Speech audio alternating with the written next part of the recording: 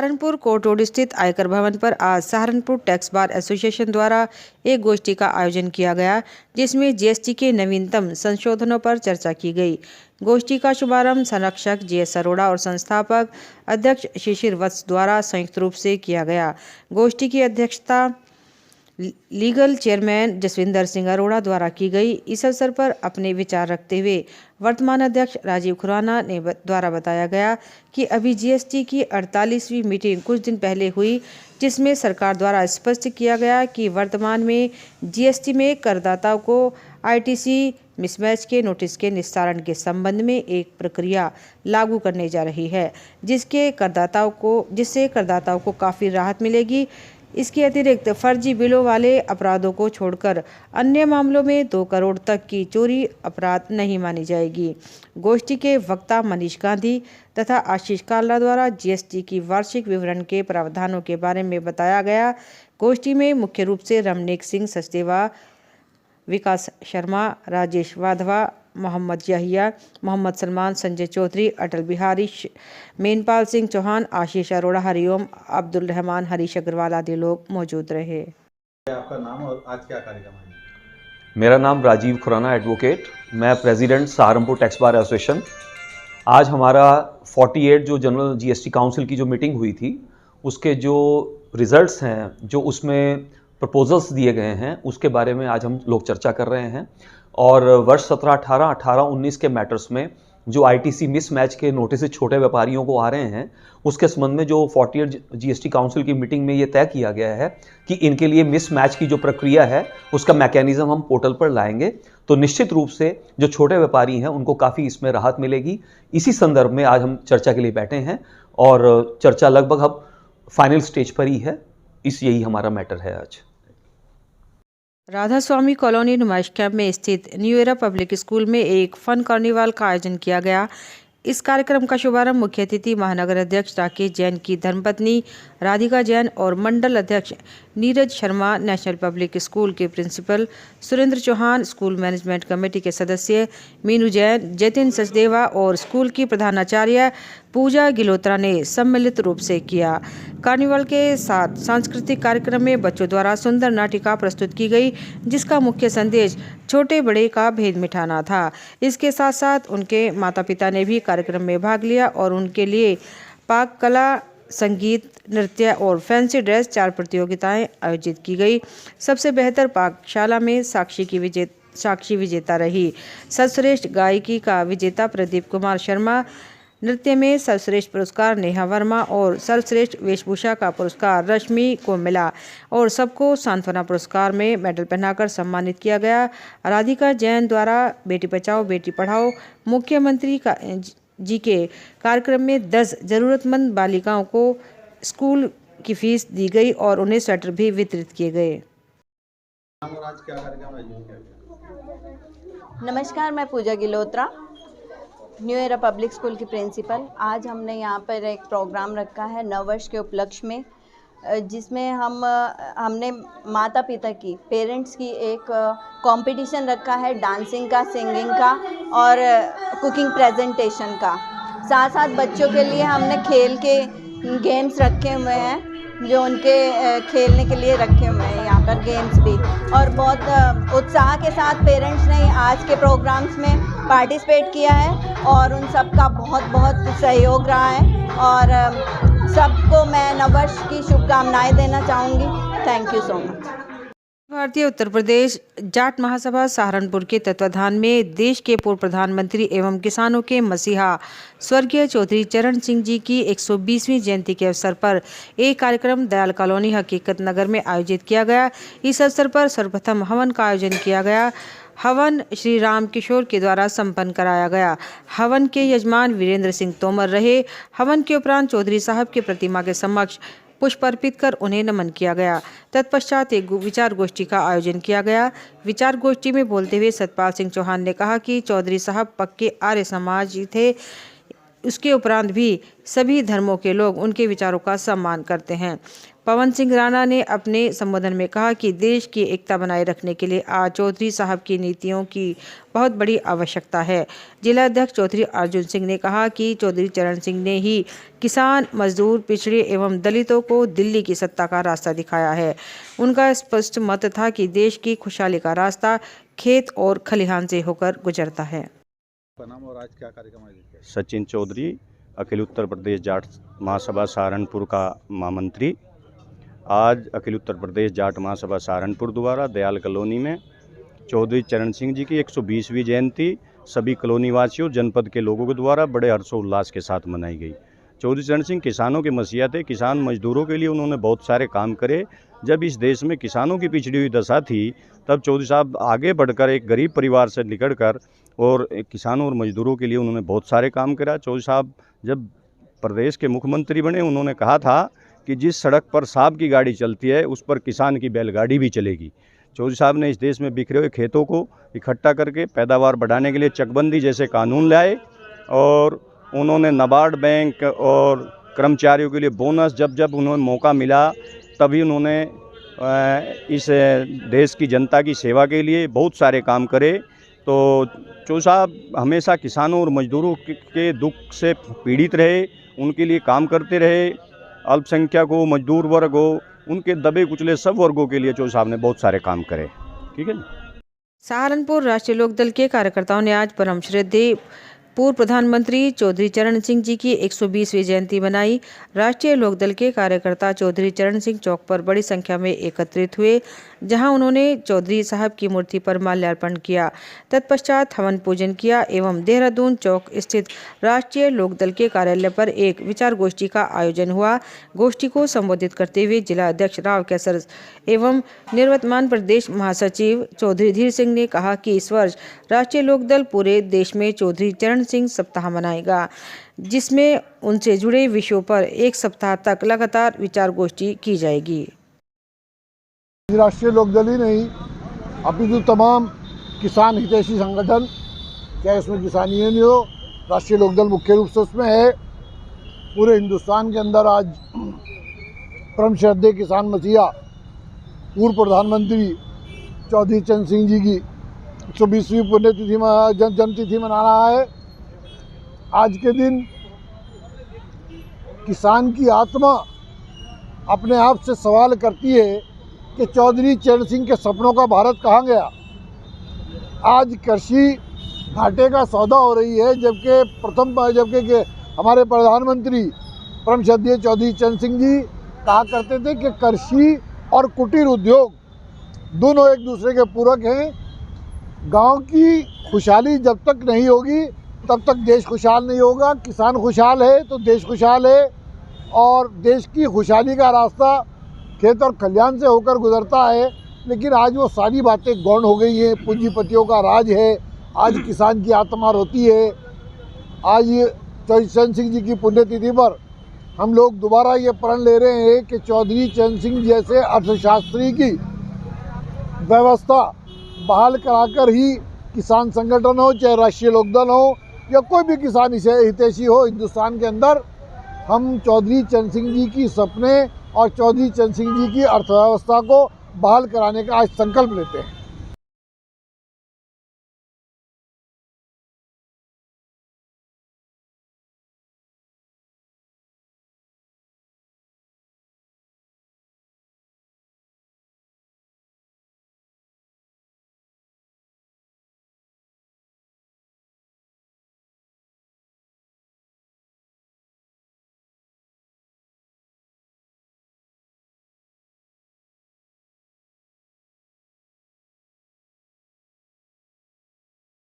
Global investor summit invest in Saharanpur के तहत Saharanpur chapter ने एक दिवसीय निवेशक शिखर सम्मेलन का आयोजन IIA chapter chairman Pramod Sadana की अध्यक्षता में आईआईए भवन में आयोजित किया, जिसमें मुख्य अतिथि के रूप में श्रीमती अंजू रानी, संयुक्त आयुक्त उद्योग सहारनपुर मंडल एवं विजय चंद्र, उपनिदेशक उद्यान एवं खाद्य प्रसंस्करण विभाग सहारनपुर मंडल, Anil Dikshit, textile inspector doctor MP Singh, food processing अधिकारी उपस्थित थे। चैप्टर चेयरमैन प्रमोद सड़ाना एवं चैप्टर टीम द्वारा सर्वप्रथम सभी अतिथियों को फूलों का बुके, फूलमाला एवं संस्था का अंगवस्त्र पहनाकर अभिनंदन किया। उसके पश्चात उन्होंने उपस्थित सदस्यों को बताया कि IIA एक मजबूत औद्योगिक संगठन होने के साथ साथ एक जिम्मेदार संस्था है। प्रदेश सरकार लखनऊ में 10 से 12 फरवरी तक ग्लोबल इन्वेस्टर्स समिट 2023 का आयोजन करने जा रही है। इस इन्वेस्टर्स समिट में नए निवेश हेतु प्रदेश सरकार ने 10 लाख करोड़ रुपए का लक्ष्य रखा है। आज के प्रोग्राम को लेकर क्या कहेंगे? एक दिवसीय निवेश शिखर सम्मेलन सहारनपुर में आयोजित। मैडम, आप जैसे जानते हैं कि हमारी यूपी सरकार ग्लोबल इन्वेस्टर समिट मनाने जा रही है फरवरी में, और उन्होंने 10 लाख करोड़ का इन्वेस्टमेंट का एक लक्ष्य निश्चित किया है। जैसे कि आप जानते हैं, इंडियन इंडस्ट्रीज एसोसिएशन एक रिस्पॉन्सिबल एसोसिएशन है, और हम ये मानते हैं कि इंडियन इंडस्ट्री एसोसिएशन जो SME सेक्टर को रिप्रेजेंट करती है, वो इसमें एक अच्छा रोल अदा कर सकती है। उसी को देखते हुए हमारे सभी चैप्टरों में ये ग्लोबल इन्वेस्टर समिट एक मीटिंग का आयोजन किया जा रहा है। उसी को देखते हुए हम सहारनपुर में आज इसका आयोजन किया गया है, और उसमें हमने फूड प्रोसेसिंग से टेक्सटाइल इंस्पेक्टर, टेक्सटाइल पॉलिसी और इंडस्ट्रियल पॉलिसी के बारे में मेंबर्स को जानकारी देने के लिए इसका आज आयोजन किया गया था, और इन्वेस्टर्स को भी यहाँ बुलाया हुआ था। और इसके तहत हमने लगभग आज 115 करोड़ की इन्वेस्टमेंट के बारे में जो मेंबर्स ने की गई है उसके बारे में मेंबर्स को बताया है, और जो पॉलिसीज हैं उसके बारे में बताया है कि नए मेंबर्स जो इसमें इन्वेस्टमेंट करना चाहते हैं इन पॉलिसी का लाभ लेके इन्वेस्टमेंट कर सकें। यूपी सरकार के इन्वेस्टर प्रोग्राम पर सहारनपुर में कितना अभी तक निवेश मिला है, कितने इन्वेस्टर? उसके बारे में मैडम आपको ज्यादा जानकारी दे पाएंगी। मुझे जो लगता है कि 800 करोड़ रुपए का आई थिंक निवेश ऑलरेडी हो चुका है। प्रभाव पड़ेगा इससे हमारे सहारनपुर में? डेफिनेटली मैडम, हमारा ये मानना है कि अगर इंडस्ट्रियल डेवलपमेंट होगी तो ही आप क्षेत्र का विकास कर सकते हैं, और इंडस्ट्रियल डेवलपमेंट के लिए इन्वेस्टमेंट आएगा तभी ये विकास संभव हो पाएगा। और अगर इतना इन्वेस्टमेंट आएगा तो निश्चित रूप से पूरे प्रदेश में सहारनपुर का सिटी का विकास होगा। अभी सहारनपुर में निवेश के क्या-क्या अवसर हैं? मैडम, अभी जैसे यहाँ हॉजरी और टेक्सटाइल एक इम्पॉर्टेंट सेक्टर है, उसके लिए टेक्सटाइल पॉलिसी नहीं आई है, उसमें बहुत सारी संभावनाएं हैं। नई इंडस्ट्रियल पॉलिसी आई है, उससे भी बहुत सारी संभावनाएं हैं। यहाँ पर कुछ लोगों ने यहाँ इंडस्ट्रियल पार्क डेवलपमेंट करने के लिए भी अपना इंटरेस्ट दिखाया है। उम्मीद है जो लैंड बैंक की समस्या आ रही है, अगर ये नए इंडस्ट्रियल पार्क आ जाएंगे वो लैंड बैंक की समस्या भी दूर हो जाएगी और नई इंडस्ट्री जरूर यहाँ आएगी। जी। सहारनपुर SD इंटर कॉलेज में आज आर्य कन्या विद्यालय द्वारा 66वीं बालक बालिका जूडो प्रतियोगिता का शुभारंभ विधायक कीरत सिंह द्वारा किया गया। आज दूसरे दिन बच्चों को मेडल देकर सम्मानित किया गया। यह प्रतियोगिता 3 दिन तक चलेगी, जिसमें 15 मंडल तथा गोरखपुर हॉस्टल से लगभग 525 बालक बालिका प्रतिभाग करेंगे और इसमें 52 भार वर्ग में खिलाड़ी प्रतिभाग करेंगे। इस प्रतियोगिता के समापन में ओलंपिक खिलाड़ी गरिमा चौधरी उपस्थित होंगी और इस प्रतियोगिता का समापन करेंगी। प्रतियोगिता के बारे में खेल प्रशिक्षक प्रवीण कुमार ने विस्तार पूर्वक जानकारी देते हुए बताया कि इस प्रतियोगिता का उद्देश्य खिलाड़ियों को प्रोत्साहन देना है, जिससे कि खिलाड़ी देश के लिए खेलकर देश का नाम रोशन करें। सहारनपुर बीते दिनों पहले रामपुर मनिहारन थाना अंतर्गत ओमाही के जंगलों में नाजायज शस्त्र प्रदर्शन करने को लेकर एक वीडियो वायरल हुआ था, जिसमें पुलिस प्रशासन द्वारा तुरंत इस मामले को संज्ञान में लेते हुए जल्द गिरफ्तारी के आदेश हुए थे। इसी कड़ी में रामपुर मनिहारन पुलिस ने मुखबिर की सूचना पर 4 आरोपियों को गिरफ्तार किया और इनसे नाजायज शस्त्र भी कब्जे में लिए और इनके खिलाफ आर्म्स एक्ट में मामला दर्ज कर इनको न्यायालय के समक्ष पेश किया है। वीडियो को लेकर कुछ लोग अरेस्ट किया गया है, तो क्या है पूरा मामला था और क्या क्या इनके बारे में? जी हाँ, बीते रविवार में एक वीडियो वायरल हुई थी जिसमें एक खेत में दिखाया जा रहा है कि 15-20 लोग हथियार असले लेकर चल रहे हैं। तो उसकी पूरी जांच की गई, विधिगत जांच की गई। उसमें पता चला कि वो उमाही कला थाना रामपुर क्षेत्र में उमाही कला जो गांव है वहाँ की वीडियो थी उसमें 15-20 लोगों की, जितने भी लोग थे उसमें ज़्यादातर लोगों की आइडेंटिफिकेशन कर ली गई है। उसमें से 4 लोगों को आज गिरफ्तारी करके जेल भेजा जा रहा है। इनके पास से अवैध तमंचे या मस्कटी मिली है। सर इनके हाथ में जो है इनकी मंशा इनकी क्या थी लोगों की जो सब लोग?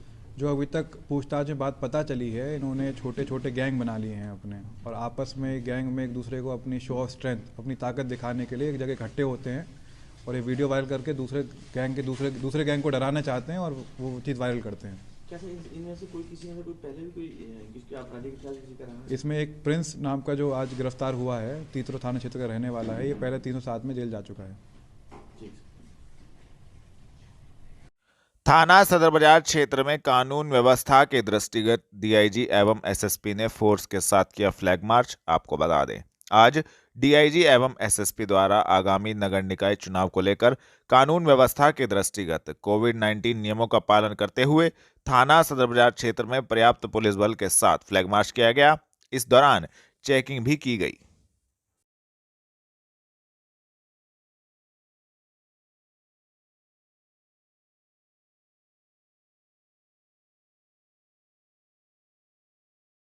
विकास भवन में सुशासन सप्ताह प्रशासन गांव की ओर के अंतर्गत जिला स्तरीय प्रसार कार्यशाला हुई आयोजित। आपको बता दें, जिलाधिकारी अखिलेश सिंह की अध्यक्षता में आज विकास भवन सभागार में सुशासन सप्ताह प्रशासन गांव की ओर के संबंध में शासन के उच्च निर्देशों के क्रम में जनपद स्तरीय कार्यशाला आयोजित की गई। इस कार्यशाला का उद्देश्य जनपद के विकास हेतु सभी विभागों द्वारा विजन 2047 के दृष्टिगत किए जाने वाले कार्यों को पीपीटी के माध्यम से प्रस्तुत करते हुए सभी विभागों से समन्वय स्थापित कर जनपद को विश्व स्तरीय शहरों में शामिल करना है। कार्यशाला में जिलाधिकारी ने सभी जनपद स्तरीय अधिकारियों को संबोधित करते हुए कहा कि हम सब सौभाग्यशाली हैं और हमें जन सामान्य की सेवा करने का अवसर प्राप्त हुआ। इस कार्यशाला के द्वारा न केवल तकनीकी रूप से जनपद को समृद्ध करना है, बल्कि व्यवहारिक और भावनात्मक रूप से जनपद वासियों को एक परिवार समझते हुए उनकी समस्याओं का निस्तारण करना है। साथ ही साथ उन्होंने कहा कि शिक्षा और स्वास्थ्य की बेहतर उपलब्धता से ही जन सामान्य की प्रगति संभव है। सभी अधिकारी अपने बेहतर अनुभव को क्रियान्वित करें। इस कार्यशाला का मूल उद्देश्य आपको सोचने के लिए मजबूर करने हेतु मानसिक सुदृढ़ता लाना है। कार्यशाला में शिक्षा, खाद्य सुरक्षा, स्वास्थ्य, सामाजिक सुरक्षा, दिव्यांगजन सुरक्षा, शुद्ध पेयजल, औद्योगिक विकास, कृषि सिंचाई, ऊर्जा, रोजगार, जल संरक्षण, कौशल विकास, प्रदूषण नियंत्रण, बैंकिंग, राष्ट्रीय ग्रामीण आजीविका मिशन द्वारा विजन 2047 के दृष्टिगत पीपीटी प्रदर्शित की गई। इस प्रदर्शन के दौरान पिछले 1 वर्ष में जनपद की उपलब्धियों को प्रदर्शित किया गया। जनपद में ईज ऑफ लिविंग के अंतर्गत स्मार्ट सिटी द्वारा साइक्लोथॉन 2022 साइकिल रैली का हुआ आयोजन। आपको बता दें, ईज ऑफ लिविंग के अंतर्गत एक साइक्लोथॉन 2022 साइकिल रैली का आयोजन स्मार्ट सिटी सहारनपुर द्वारा किया गया। साइकिल रैली का शुभारंभ स्मार्ट सिटी के एसीओ अपर नगरायुक्त राजेश यादव तथा अंतर्राष्ट्रीय साइकिलिस्ट व नगर निगम के स्वच्छता ब्रांड एम्बेसडर बाबूराम सैनी ने हरी झंडी दिखाकर किया। रैली हसनपुर चौक से दिल्ली रोड, कलेक्ट्रेट तिराहा, कोर्ट रोड होते हुए अंबेडकर स्टेडियम पहुंचकर संपन्न हुई। स्मार्ट सिटी सहारनपुर द्वारा ईज ऑफ लिविंग के अंतर्गत साइक्लोथॉन 2022 साइकिल रैली के आयोजन का उद्देश्य फिट इंडिया तथा स्वच्छता के प्रति अपने शहर के विकास के प्रति लोगों, विशेषकर युवाओं को जागरूक करना था। साइकिल रैली के समापन पर प्रतिभागियों को संबोधित करते हुए अंतर्राष्ट्रीय साइकिलिस्ट बाबूराम सैनी ने कहा कि साइकिलिंग हृदय के लिए एक श्रेष्ठ व्यायाम है। इसके जरिए हृदय और रक्त वाहिकाओं का जोखिम कम किया जा सकता है। यह मधुमेह के लोग जो कि मधुमेह के रोगी हैं उनके लिए भी काफ़ी लाभदायक है। इसके माध्यम से हम खुद को एक्टिव और फिट रखते हैं और साइकिलिंग वजन घटाने का भी सबसे श्रेष्ठ माध्यम है। जिलाधिकारी ने कोविड से बचाव हेतु जनपद वासियों से की अपील। घबराए नहीं बल्कि पूर्ण सजगता एवं सावधानी बरते जिलाधिकारी। आपको बता दें, जिलाधिकारी अखिलेश सिंह ने कोविड-19 मौजूदा वेरिएंट के दृष्टिगत आम जनमानस से अपील की है कि कोविड-19 से बचाव हेतु समस्त सावधानियां बरती जाएं। उन्होंने कहा कि आम जनमानस को इस वेरिएंट से पैनिक होने की आवश्यकता नहीं है, बल्कि पूर्ण सजगता और तत्परता बरती जाए। किसी भी परेशानी अथवा जानकारी हेतु ICCC के दूरभाष नंबर 0132 72 31 47 जिला चिकित्सालय हेल्पलाइन नंबर 0132 721162 पर संपर्क कर सकते हैं। जिलाधिकारी अखिलेश सिंह ने कहा कि सभी सार्वजनिक स्थानों यथा बाजार, मेडिकल स्टोर, अस्पताल आदि जगहों पर फेस मास्क का उपयोग तथा कम से कम 1 मीटर की दूरी सोशल डिस्टेंसिंग बनाए रखें। मास्क न होने की दशा में छींकते एवं खांसते समय अपना मुंह व नाक टिश्यू अथवा रुमाल से ढके।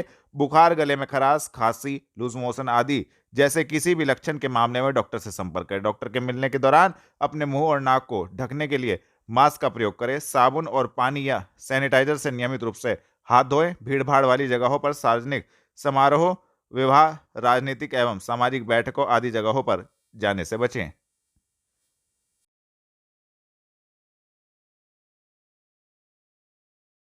थाना सरसावा पुलिस ने लूटी गई लाइसेंसी रिवॉल्वर के साथ अभियुक्त को महादेव कॉलोनी से किया गिरफ्तार, भेजा जेल। आपको बता दें, वरिष्ठ पुलिस अधीक्षक के निर्देशानुसार अपराधियों के विरुद्ध चलाए जा रहे धरपकड़ अभियान के क्रम में थाना सरसावा पुलिस को बड़ी सफलता हाथ लगी है। थाना सरसावा पुलिस ने लूटी गई लाइसेंसी रिवॉल्वर के साथ एक अभियुक्त अमर चौधरी पुत्र हुक्म सिंह को महादेव कॉलोनी से गिरफ्तार करने में महत्वपूर्ण सफलता प्राप्त की है, जिसके कब्जे से एक लाइसेंसी रिवॉल्वर, एक गाड़ी इको स्पोर्ट बरामद की तथा संबंधित धाराओं में कार्रवाई करते हुए अभियुक्त को जेल भेजा गया है। गिरफ्तार करने वाली टीम में प्रभारी निरीक्षक योगेश शर्मा, वरिष्ठ उप निरीक्षक Naresh Singh, head constable Mukesh, constable Rohit मौजूद रहे। युवाओं के साथ अरेस्ट किया गया है, क्या पूरा मामला? जी हाँ, एक बीती रात की ही वाकया है। करीब 11-12 बजे के बीच की घटना है सरसावा थाना क्षेत्र में, अम्बाला हाईवे पे, जिसमें वादी जो है जिसके पास एक लाइसेंसी रिवॉल्वर थी, उसे अभियुक्त ने अपनी गाड़ी में बुलाया, ड्रिंक्स ऑफर करी और जैसे ही मौका पाया उसने गाड़ी से उसको बाहर फेंक कर इसकी लाइसेंसी रिवॉल्वर लूट के भाग गया वहाँ से।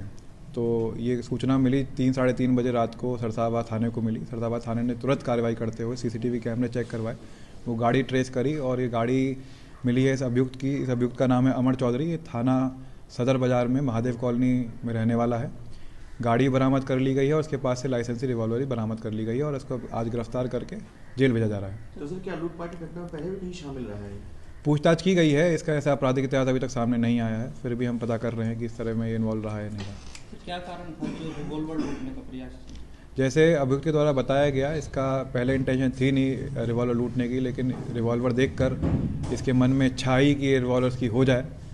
तो और इन्होंने, जैसे मैंने बताया आपको, इन्होंने ड्रिंक भी कर रखी थी रात को, तो उसी समावेश में हुआ है।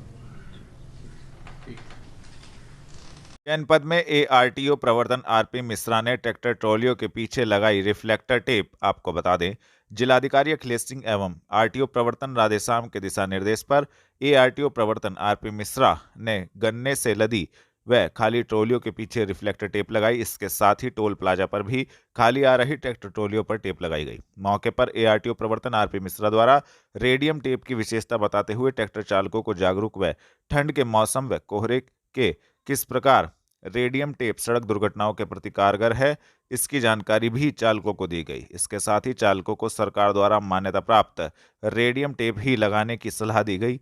बाजार में सस्ते दामों में उपलब्ध चाइनीज रेडियम से बचने के लिए सावधान किया गया। उन्होंने बताया, वाहनों पर लगे चमकीले टेप भीषण कोहरे में भी 500 मीटर दूर तक दिखाई पड़ते हैं। इससे काफी हद तक हादसों पर रोक लगेगी। ट्रैक्टर ट्रॉली के पीछे रिफ्लेक्टर टेप अनिवार्य रूप से लगाने के लिए ट्रैक्टर ट्रॉली मालिकों से अपील भी की गई। जिला कारागार में बंदियों का ठंड से किया जा रहा बचाव, जेल में बैरकों के सामने जलाए जा रहे हैं अलाव। आपको बता दें, जनपद में शीतलहर शुरू होने के बाद जिला कारागार में बंदियों को सर्दी से बचाने के लिए बैरकों के सामने अलाव की व्यवस्था की गई है। इसके अलावा सुबह शाम को चाय का भी वितरण कराया जा रहा है। मौसम की मार से बचने के लिए बंदियों की सुरक्षा के लिए विशेष ध्यान रखा जा रहा है। बीमार बंदियों को चिकित्सकों की देखरेख में रखा जा रहा है। इसी क्रम में शुक्रवार को वरिष्ठ जेल अधीक्षक अमिता दुबे ने रोटरी क्लब के सहयोग से बंदियों को कंबल भी उपलब्ध कराए। वरिष्ठ जेल अधीक्षक अमिता दुबे ने बताया कि हम इन दिनों उन्हें ठंड से बचाने के लिए अतिरिक्त चाय प्रदान कर रहे हैं। इसके अलावा हम जेल के बैरकों के सामने अलाव भी जला रहे हैं। रोटरी क्लब ने बंदियों को कंबल भी वितरित किए हैं। बंदियों को ठंड से बचाने के भरपूर प्रयास किए जा रहे हैं। उनके मुताबिक जेल प्रशासन बुजुर्ग कैदियों के स्वास्थ्य को लेकर भी चिंतित है। बंदियों के स्वास्थ्य का पूरा ख्याल रखा जा रहा है। जनपद में ना हो कोरोना वायरस की दस्तक, स्वास्थ्य विभाग ने तैयारियां की पूर्ण। सीएमओ ने दी जानकारी। आपको बता दें, सीएमओ डॉक्टर संजीव मांगलिक ने जनपद में कोरोना वायरस की दस्तक ना हो, इसके लिए स्वास्थ्य विभाग द्वारा की गई तैयारियों के संबंध में पत्रकारों को जानकारी दी। सीएमओ का कहना था कि सभी तैयारियां पूर्ण कर ली गई है। स्वास्थ्य विभाग किसी भी समस्या से निपटने के लिए पूरी तरह से अलर्ट है।